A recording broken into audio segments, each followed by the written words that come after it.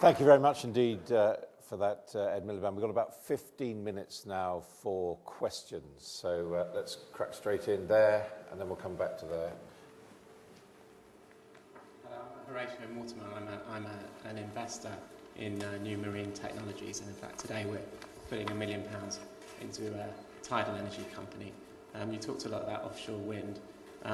Tidal energy requires a review of the rock bandings, and I was wondering when we can expect that.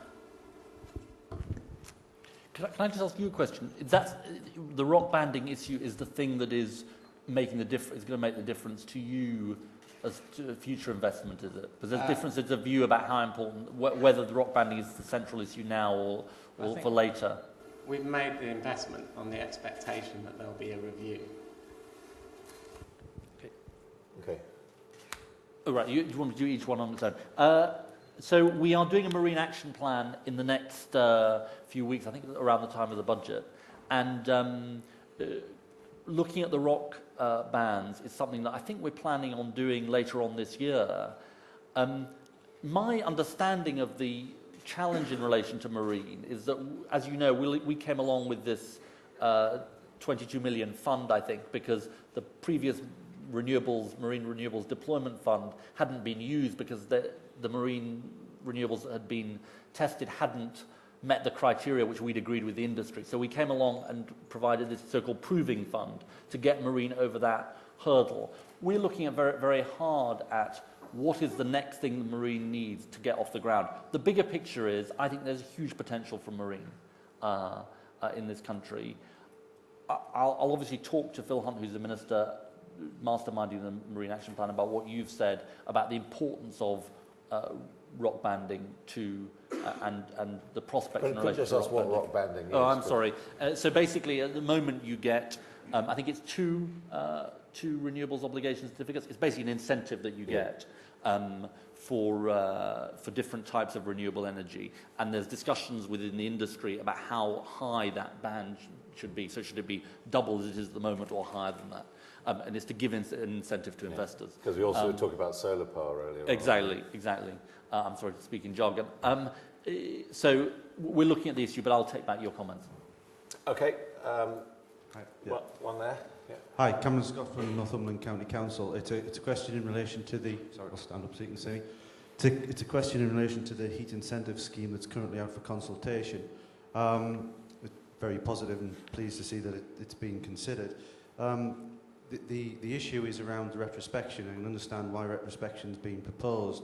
However, what that does is it does penalise organisations or bodies who have installed projects primarily based around the demonstration benefits of that rather than the actual profitability of those projects. What's more worrying, though, is it also hints that extensions to those projects or future alterations to those projects which could extend their benefits would also be out with the heat incentive scheme. I'd just like you to reconsider that if you could possibly do so. You're talking about the heat incentive rather than feed-in tariffs, are you? Well, look, we're out of consultation on that, so we'll think about what you said. Here's the truth about this decision for government, because it's been raised in relation to feed-in tariffs as well.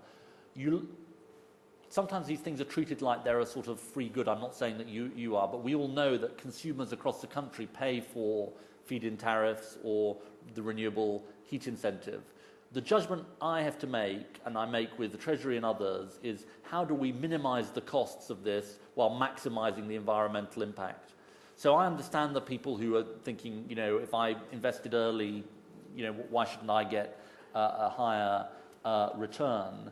I think our judgment that we have to make, and it's a judgment we make in each case, is how can we balance these needs? So the environmental need and also the costs question. And we'll do that in relation to the renewable heat incentive. But again, as part of the consultation, I'll look at what you've said.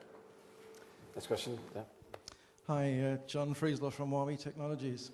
Huawei is actually putting in a lot of the broadband infrastructure in the UK at the moment with some of our customers, the likes of BT and others. It strikes me that this underlying architecture has a huge potential to help develop the low carbon economy. Today we're seeing the likes of DECT and Ofcom and Ofgem focusing more on the deployment of smart meters, rather than the integration of the technology to support a host of services such as e-health, e-education, e-government, and so forth. What are your views as far as utilizing ICT as a key component of reducing energy consumption in the UK? So just to sort of make this simple for me, you're basically saying, look, we're doing this big broadband infrastructure, and we're doing smart metering at the same time, and smart grids and all that.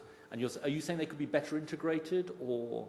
Yes, I think there's almost an inevitable convergence between the energy industry and the communications industry, as well as the services that could lie on top of that to realise significant carbon savings.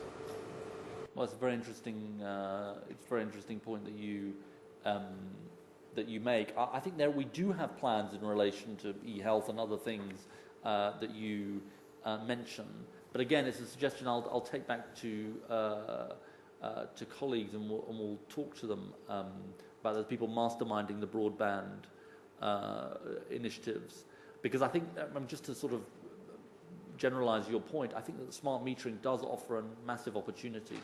Smart metering is basically you get rid of the old, dumb meters, and the interesting thing about smart meters is not just it gives real-time information to consumers, but also it sends the information back to the grid in a way that will have real.